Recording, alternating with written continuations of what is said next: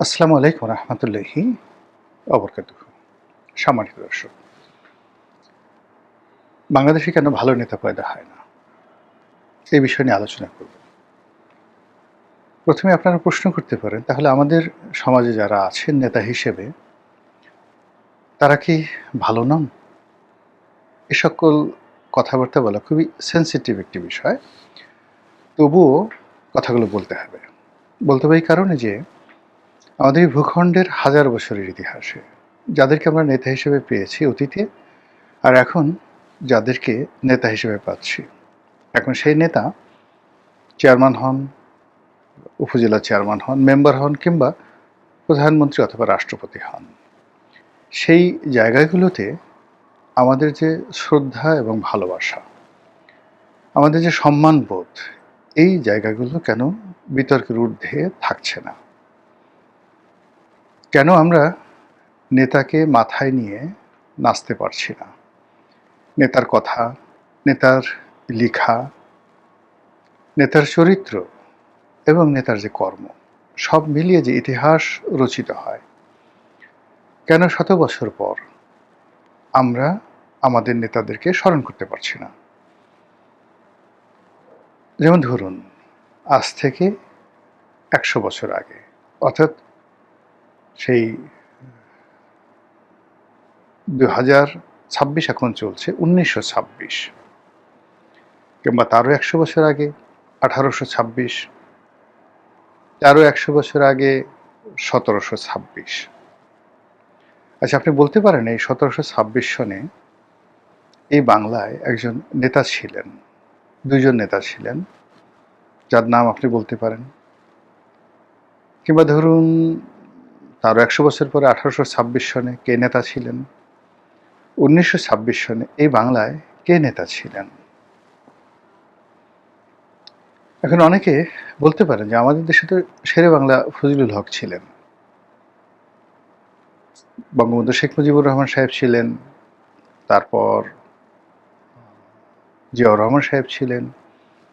মোটামুটি এই কজন তো আমাদের নেতাদের মধ্যে। হোসেন শহীদ সোহরাওয়ার্দী আছেন, মাওলানা আব্দুল হামিদ খান ভাসানী আছেন। তারা অবশ্যই নেতা ছিলেন, কিন্তু এর মধ্যে দেখুন, বঙ্গবন্ধুর যারা আত্মীয় স্বজন, তারা সবার আগে বলেন যে ওনার রক্তের মধ্যে পারস্যের রক্ত, উনি ইরান থেকে এসেছিলেন, কেউ বলেন ইয়ামেন থেকে এসেছিলেন, কেউ বলেন আরব দেশ থেকে এসেছিলেন। আবার জিয়াউর রহমানের সাথে যদি আপনি তুলনা করেন, তাহলে দেখবেন জিয়াউর রহমান সাহেব, তারেক রহমান সাহেব, ইভেন এরশাদ সাহেব, বেগম জিয়া, তারা আমাদের এই গাঙ্গেয় বদ্বীপ, এই বাংলাদেশে জন্মগ্রহণ করেননি। এখন এই যে তারা কোথায় জন্মগ্রহণ করেছেন, যে মাটিতে জন্মগ্রহণ করেছেন, সে মাটির প্রতি তাদের একটা মমত্ব থাকবে। শিলিগুড়িতে জন্মগ্রহণ করেছেন এরশাদ সাহেব। তো এই বিষয়গুলো, যারা ব্রিটিশ ভারতে জন্মগ্রহণ করেছেন, তাদের ব্রিটিশ ভারতের একটা ফেনোমেনা কাজ করবে। পাকিস্তান জমানাতে যারা জন্মগ্রহণ করেছেন, তারা পাকিস্তান জমানার কথা চিন্তা করবেন। আর যারা ধরেন বাংলাদেশে জন্মগ্রহণ করেছেন, তাদের মধ্যে বাংলাদেশের একটা জাতীয়তাবাদ থাকবে। তো সব মিলিয়ে বিষয়টা জটিল। জটিলের মূল কারণ হলো যে আমরা আমাদের এই দেশটি কন্টিনিউয়াসলি ১০০ বছর প্রেডিক্টেবল, শান্তশিষ্ট এবং রাজনীতির একটা ধারাবাহিকতা, দেশীয় লোকজন শাসন করেছে, এরকম কোনো ইতিহাস আমাদের দেশে নেই। আমরা যদি ২০০০ বছর আগের ইতিহাস দেখি, ১৫০০ বছর আগের ইতিহাস দেখি, আমাদের প্রায় সব শাসক, কেউ গুজরাট থেকে এসছেন, কেউ আফগানিস্তান থেকে এসছেন, পাকিস্তান থেকে এসছেন, তুরস্ক, ইরান, তুরান, ইথিওপিয়া, আবিসিনিয়া, আরব, ইয়ামেন, মানে এমন কোনো দেশ নেই চেনা দুনিয়াতে, আমেরিকা আবিষ্কার হওয়ার আগে, অস্ট্রেলিয়া আবিষ্কার হওয়ার আগে, যেখান থেকে আমাদের ভূখণ্ডের সঙ্গে যোগাযোগ রয়েছে, তারা প্রায় সবাই এই ভারতবর্ষে এসে নিরাপদে, নিভৃতে অর্থ উপার্জনের জন্য এবং শাসন করার জন্য এই বাংলাকে বেছে নিয়েছেন। আরেকটি গ্রুপ হলো, একটা হলো শাসক শ্রেণী, আরেকটা গ্রুপ হলো সামাজিকভাবে বসবাস করার জন্য যে প্রতিযোগিতা দরকার, সেই প্রতিযোগিতা করে যে সকল মানুষ টিকতে পারেননি, তারা নদী, সমুদ্র, পাহাড় অতিক্রম করে আমাদের এই অঞ্চলটিকে বলা হতো কালাপানির অঞ্চল। এবং মধ্যযুগে কিংবা তারও আগে এই অঞ্চলে যদি কেউ ভুল করে এসে যেতেন, তারা আর ফিরে গিয়ে তাদের স্বগোত্রে ফিরতে পারতেন না। গরুর গোবর খেয়ে ব্রাহ্মণকে তার সমপর্যায়ের মানে ওজনের স্বর্ণমুদ্রা দিয়েও অনেক কুলীন ব্রাহ্মণ কেবলমাত্র বাংলার এই ভূখণ্ডে আসার কারণে তারা তাদের জাত হারিয়েছেন, তাদেরকে আর গ্রহণ করা হয়নি। তো এই যে বনভূমি, আমাদের এই বনভূমি, আমাদের এই চরাঞ্চল, এখানে বসবাস করা যে মানুষগুলো, দ্রাবিড় প্রকৃতির মানুষগুলো, এই মানুষের যে মন, মানসিকতা, চিন্তা, চেতনা সবসময় একটা ইনফেরিয়ার কমপ্লেক্স কাজ করছে সেই আদিকাল থেকে। ফলে উত্তর ভারত থেকে কোনো লোক এসছে, তুরস্ক থেকে কোনো লোক আসছে, ট্রান্স অক্সিয়ানা থেকে কোনো লোক আসছে, এমনকি চায়না থেকে কোনো লোক আসছে, আমরা তাদেরকে সম্মান জানানোর জন্য, তাদের প্রতি আনুগত্য প্রদর্শন করার জন্য নিজেদের অস্ত্র, যাকে বলা হয়, সমর্পণ করে তাদের প্রজা হওয়ার জন্য, দাস হওয়ার জন্য আমরা সবসময় পাল্লাপাল্লি করেছি, দৌড়াদৌড়ি করেছি। এই যে এখন দেখুন, তারেক রহমান সাহেবের গাড়ির সামনে বহু মানুষ দৌড়াচ্ছে, মন্ত্রী, এমপি, ব্যবসায়ী থেকে শুরু করে যে মানে এখন প্রধানমন্ত্রীর সামনে দৌড়াতে পারাটা একটা বিরাট গর্বের বিষয়, বিরাট আইডেন্টিটি, প্রচার এবং প্রোপাগান্ডা, এবং তার সঙ্গে সঙ্গে তার জীবন জীবিকার একটা হাতিয়ার। এটা নতুন নয়, এটা শেখ হাসিনার জামানাতে ছিল, বঙ্গবন্ধুর জামানাতে ছিল, জিয়াউর রহমান সাহেবের জামানাতে ছিল, এমন কোনো জামানা নেই এইরকম দৌড় পার্টি ছিল না। তো এখন আপনি যখন দৌড়ান, দৌড়ানোর সঙ্গে সঙ্গে মানে দুটো ব্যাপার, মানে আপনি যখন দৌড়ান আপনার রক্ত সঞ্চালন বেশি হয়। মানুষ যখন দৌড়ায় তখন তার বুদ্ধি কাজ করে না। মানুষ যখন দৌড়ায় তখন তার বিবেক কাজ করে না, তার মধ্যে লোভ অথবা ভয় অথবা আতঙ্ক এটা প্রবল আকার ধারণ করে। আদারওয়াইজ মানুষ দৌড়াতে পারে না। আমরা যে দৌড়ে ফার্স্ট হই, আমাদের একটা লোভ কাজ করে যে একটা পুরস্কার পেতে হবে। আমরা যে দৌড় দিই, পিছনে সাপ আছে, বাঘ আছে, কিংবা কোনো আততায়ী আছে, আমরা দৌড় দিই। আমাদের সামনে একটা লোভনীয় বস্তু আছে, সেটা আমাদেরকে পেতে হবে আগে। সেটা খাবার হোক, অন্য যে কোনো জিনিস হোক। জিনিস আছে একটি, কিন্তু আমরা লোক আছে 100। কি করব? একসাথে একটা দৌড় মারব। এই যে দৌড় দেওয়ার যে সংস্কৃতি, দৌড়ে কোনো কিছু অর্জন করার যে সংস্কৃতি, এটা আপনি পৃথিবীর কোনো সভ্য জাতির মধ্যে পাবেন না, যেটা আমাদের মধ্যে আছে। আমি একবার হজে গেলাম, বেশ কয়েকজন বন্ধুবান্ধবকে যারা গেলাম তারা সবাই হাজার কোটি টাকার মালিক। তা আমাদের স্ত্রী যারা ছিলেন, আমরা বেশ 4 জন না 5 জন বন্ধু গিয়েছিলাম।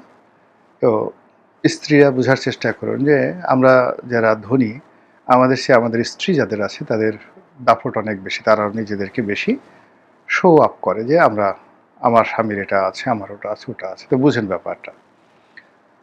তো আমরা মিনা থেকে ফিরছিলাম মক্কাতে, হেঁটে হেঁটে ফিরছিলাম। তো মধ্যে মাগনা খেজুর দিচ্ছিল, তো সব মেয়েরা দৌড়াচ্ছে, আমাদের স্ত্রীরাও সেখানে দৌড়ে গিয়ে তারা সেই 1 প্যাকেট খেজুর, বাংলাদেশে ধরুন 2 কেজি 2.5 কেজি খেজুর, 1000 টাকা 1500 টাকা, সৌদি আরবে হয়তো সেগুলোর দাম। শুকনো শুকনো খেজুর, ওগুলো আমরা খাইও না সাধারণত। সেই খেজুর আনার জন্য মহিলাদের সে কি দৌড়! যত হাজি আছেন, বাঙালি আছেন, সব দৌড়। ভালো কথা। এরপর তারা সেখান থেকে মানে দৌড়ে এমন অবস্থা হয়ে গেল যে যে লোক খেজুর দিচ্ছিলেন তিনি আর সেটা ডিস্ট্রিবিউশন করতে পারছিলেন না, তিনি সেটা ফেলে দিলেন। তো ফেলে দেওয়ার পর এখন সেখান থেকে সবাই যে যার মতো করে নিয়ে আসলো। আনার পর সেই মহিলাদের যে আনন্দ, তাদের যে প্রাপ্তি, মনে হয় তারা এভারেস্ট বিজয় করেছে, অ্যান্টার্কটিকা বিজয় করেছে, বা মানে কোনো স্বর্ণখনি সেই আলাদিনের চেরাগ হাতে পেয়েছে, এইরকম তাদের একটা বিজয় আনন্দ। লোভ তাদের হলো, কিছুদিন এগুলো আগানোর পরে হঠাৎ করে আবার দৌড় দিল সবাই। আমরা পুরুষরা খুব স্তব্ধ হয়ে তাকালাম যে কেন দৌড় দিচ্ছে। এখন সবাই করলো কি, দৌড়ে কেউ একটা কলা, কেউ একটা আপেল, মানে কলার ছড়া, 4-5টা আপেল, এগুলো সব নিয়ে আসছে। আনার পরে যেটা লক্ষ্য করলাম সেটা হলো একজন দোকানদার। তো দোকানদার তিনি এই কলা, আপেল এগুলো সব বিক্রি করছিলেন, এবং কোনো কারণে সেখানে তিনি একটু সামনে প্রাকৃতিক কর্ম করতে গেছিলেন। এর মধ্যে যারা লোকজন তারা মনে করেছে এটা হয়তো মাগনা দেওয়ার জন্য ওখানে রাখা হয়েছে। আর যায় কোথায়, সব দৌড়। 1 মিনিটের মধ্যে সেই দোকান খালি। ভদ্রলোক যখন আসলেন, এসে দেখলেন যে তার দোকান সাবাল হয়ে গেছে, রীতিমতো কান্নাকাটি। তো এইগুলো যে বাস্তব, সেই বাস্তব অবস্থা এখন ধনীদের মধ্যে যেভাবে দেখতে পারবেন, অভাবী মানুষদের মধ্যেও এই যে এখন বাংলাদেশে রয়েছে। এখন সেই অভাব পণ্যের ক্ষেত্রে হতে পারে, সেই অভাব রাজনীতির ক্ষেত্রে হতে পারে, এবং সেই অভাব নেতাদের মধ্যে হতে পারে। তো এই যে মানুষের মধ্যে আমাদের যে লোভ, লালসা, কামনা এবং বাসনা, এর কারণে আমরা সবাই দৌড় দিই। আর এই দৌড় দেওয়ার কারণে আমাদের মধ্যে বিবেক তৈরি হয় না, বুদ্ধি তৈরি হয় না, আমরা স্থির থাকতে পারি না। লোভ, লালসা, কামনা, বাসনা, ভয় এবং ভীতি সব একাকার হয়ে যায়। বাংলাদেশে 6 কোটি মানুষ আওয়ামী লীগ করেন। আচ্ছা বলেন তো, 6 কোটি মানুষের মধ্যে কয়জন মানুষ অন্যায় করেছে? এখন যারা বিজয়ী হয়েছেন তাদের অবশ্যই সংখ্যাগরিষ্ঠতা রয়েছে, কিন্তু 6 কোটি মানুষ যদি রুখে দাঁড়ায়, তারা যদি বলে যে না আমরা অন্যায় করিনি, আমরা এই দেশে রাজনীতি করব, তারা সেটা করছে না। তারা ভয় পাচ্ছে, প্রচণ্ড ভয়। ভয়ে লুকিয়ে আছে, ভয়ে পালিয়ে যাচ্ছে। অনেক অনেক লোক সীমান্ত পাড়ি দিতে গিয়ে অনেকে মারা যাচ্ছে। সে যে কিভাবে মারা যাচ্ছে, এবং এই যে যারা বাংলাদেশ থেকে পালিয়ে কলকাতায় গেছেন, সেখান থেকে আমেরিকা চলে গেছেন, আওয়ামী লীগের যারা লোকজন রয়েছে, তারপর সেখান থেকে তারা অন্যান্য দেশে ছড়িয়ে পড়েছেন, এদের সকলের যে ইতিহাস আপনি যদি দেখেন, এক একটা মহাকাব্য রচিত হয়ে যাবে যে কিভাবে তারা কয়েকদিন পালিয়েছিলেন, কিভাবে তারা সীমান্ত পাড়ি দিয়েছেন, সীমান্ত পাড়ি দিতে গিয়ে তারা কিভাবে প্রতারণার শিকার হয়েছেন, জুলুমের শিকার হয়েছেন, তারপর সেখান থেকে তারা কিভাবে কুচুরি পানার মধ্যে লুকিয়েছিলেন। এই সকল জিনিস শুনলে আপনার মানে রীতিমতো মনে হবে যে আপনি আরব্য রজনীর কোনো কাহিনী পড়ছেন। একই অবস্থা বিএনপির জমানাতে, আওয়ামী লীগের জমানাতে হয়েছিল, বিএনপি লোকের ক্ষেত্রে, জামাতে লোকের ক্ষেত্রে।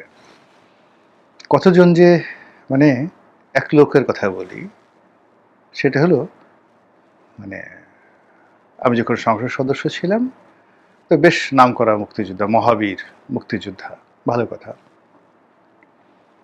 তা আমাকে একজন এসে বলছিল যে এরকম ও তো মুক্তিযুদ্ধ করেনি, ও তখন খুলনাতে ছিল, তো সেখানে সেই রাজাকার বাহিনী আসছে, রাজাকার বাহিনীর ভয়ে সে সেই টয়লেটের মধ্যে ছিল, কাঁচা পায়খানা। আগে তো কাঁচা পায়খানার মধ্যে যেটা হয়, শত শত মন মনুষ্য বর্জ্য সেখানে থাকতো।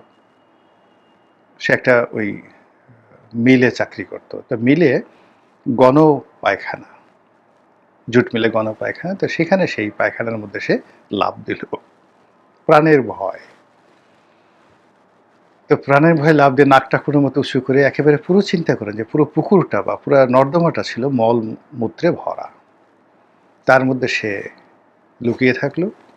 রাজাকাররা চলে গেল, সে সেখান থেকে উঠে পালিয়ে গেল, এবং সেখান থেকে ফিরে সে মুক্তিযোদ্ধাদের খাতায় নাম লেখালো। এরপর একটা সময় সে মুক্তিযোদ্ধা কমান্ডার হয়ে গেল, এবং সেভাবে সে ভাতা পাচ্ছে, পুরস্কার পাচ্ছে। তার প্রতিদ্বন্দ্বী যারা আছে তারা আমাকে আবার সেই কথা বললো, আমি আবার তাকে সেই কথা একদিন জিজ্ঞাসা করলাম, সে মাথা নুইয়ে রাখলো।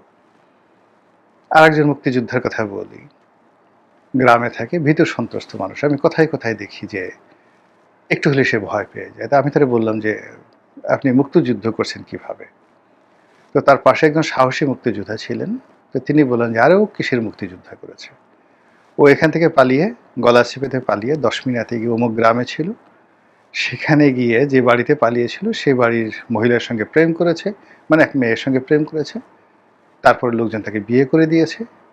মুক্তিযুদ্ধ শেষে সে বউ নিয়ে বাড়িতে এসে ফিরেছে। এই হলো মুক্তিযোদ্ধা।"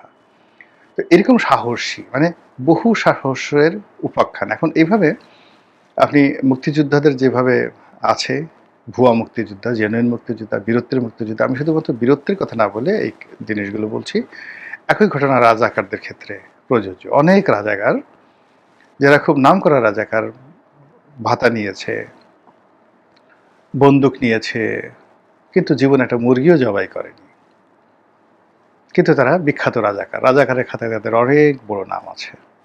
এরকম তো এরকম যে জাতির মন এবং মানসিকতা, চিন্তা এবং চেতনা, সেখানে আসলে রাজনীতিতে একজন জুলিয়াস সিজার পয়দা হবে, সেই পরিবেশ পরিস্থিতি, সেই রক্ত, সেই কৃষ্টি কালচার আমাদের দেশে গড়ে ওঠেনি। ভিডিও শেষ করে ফেলব, তার আগে জুলিয়াস সিজারের কথা যেতে বললাম, তার কাহিনীটি বলি। জুলিয়াস সিজার যখন কিশোর বয়স, তিনি রোমের খুব অভিজাত সম্প্রদায়ের সন্তান ছিলেন। তার পরিবার পরিজন সেই রোমান সিনেটের সদস্য ছিল। তারপর তারা জমিদার ছিলেন, ধনী ছিলেন, মন্ত্রী, মিনিস্টার, আমির উমরা বলতে যা বোঝায় সেই পরিবারের সদস্য ছিলেন। তো তাকে একবার সেই যে জলদস্যুরা অপহরণ করে। তো অপহরণ করে তার একটা চিঠি পাঠায় যে, ধরুন আমাকে 1000 স্বর্ণমুদ্রা দিতে হবে। তো এটা শুনে তিনি খুব অপমান বোধ করলেন। তিনি জলদস্যু সর্দারকে দেখে বললেন যে, দেখো আমি খুব ভালো বংশের সন্তান, আমার পণ, মুক্তিপণ আসলে 1000 স্বর্ণমুদ্রা হয় না, এটাকে তোমরা 10,000 স্বর্ণমুদ্রা হিসাবে ঘোষণা করো। তো ওরা খুব হাসলো। যে এরকম বেকুব, এরকম নির্বোধ লোক দেখিনি। আর যে জলদস্যু যারা দিচ্ছিল তারা অনেকটা স্যাঁচরা প্রকৃতির জলদস্যু।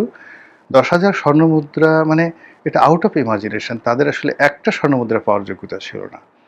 তো জুলিয়াস সিজার জোর করে তিনি সেই লিখালেন যে, তোমরা এটা লিখো, আমাকে উদ্ধার করার জন্য আমার পরিবার তোমাদেরকে 10,000 মুদ্রাই দিবে। তো এরপর সেই ঘটনা ঘটল এবং তার পরিবার, জুলিয়াস সিজারের পরিবার 10,000 স্বর্ণমুদ্রা দিয়ে তাকে উদ্ধার করল। জুলিয়াস সিজার ফিরে আসলেন। ওই জলদস্যুর সঙ্গে তাদের একটা খুব ভালো সম্পর্ক হলো, মানে জুলিয়াস সিজারের সম্পর্ক ভালো হলো, এবং তিনি সেখানে এসে, যেহেতু তিনি রুট চিনে গেছেন, এসে তার জীবনের প্রথম যে মিলিটারি ইনভেশন যেটা হলো, সেটা ওই জলদস্যুদের বিরুদ্ধে, এবং তিনি পুরো গ্যাংটাকে ধ্বংস করে দিলেন। এই হলো বীরত্ব, এই হলো আভিজাত্য। আমরা পালানোর সময় চিন্তা করি না যে আমাদের পরনে কাপড় আছে কিনা, লুঙ্গি আছে কিনা, জাইঙ্গা আছে কিনা। এবং অনেক সময় দেখা যাচ্ছে যে উলঙ্গ হয়ে বহু মানুষ পালিয়েছে। 71-এ পালিয়েছে, রাজাকার পালিয়েছে, আলবদর পালিয়েছে, আবার পরবর্তী সময় বহু মানুষ পালিয়েছে। দৌড়ানোর সময় যেমন আমাদের খেয়াল থাকে না, আমরা যখন দৌড়াই, পাঞ্জাবি পরে আপনি যখন দৌড়ান, আপনার সামনের যে জেনিয়াল পার্ট, পুরুষের যে জেনিয়াল পার্ট, এমনকি নারীর যে জেনিয়াল পার্ট, সেটি যে সব মানুষ দেখছে, ওটার আকার আকৃতি, আপনার যেটা সামনে মোচা হয়ে আপনি যখন দৌড়াচ্ছেন সেই মোচাটা দেখা যাচ্ছে পাঞ্জাবি পরে। ইভেন আপনি যখন প্যান্ট পরছেন, যখন খুব জোরে জোরে দৌড়াচ্ছেন, তখন আপনার জাঙ্গের ভিতরে যে যন্ত্রপাতি আছে, সেই যন্ত্রপাতি আপনার কুস্কির মধ্যে যেভাবে আপনি লুকিয়ে রাখার চেষ্টা করছেন, ওটা দৌড়ানোর সময় সামনে চলে আসে। এটা বোমা, অ্যাটম বোমা হয়ে থাকে। সেই অ্যাটম বোমা নিয়ে আপনি দৌড়াতে থাকেন। তো এই যে আমাদের যে আবহমান বাংলার যে মন মানসিকতা, চিন্তা চেতনা, এই কারণে মূলত আমাদের দেশে আসলে একজন নেপোলিয়ন বোনাপার্ট, জুলিয়াস সিজার, এরপর ধরুন সম্রাট বাবর, যারা খুব যুদ্ধ জয় করেছেন, কিংবা চেঙ্গিস খান, এদের মতো বীর আমাদের দেশে কখনো পয়দা হয়নি। আগামীতে যদি হয়, আলহামদুলিল্লাহ। আসসালামু আলাইকুম রহমতুল্লাহি ওয়া বারাকাতুহু।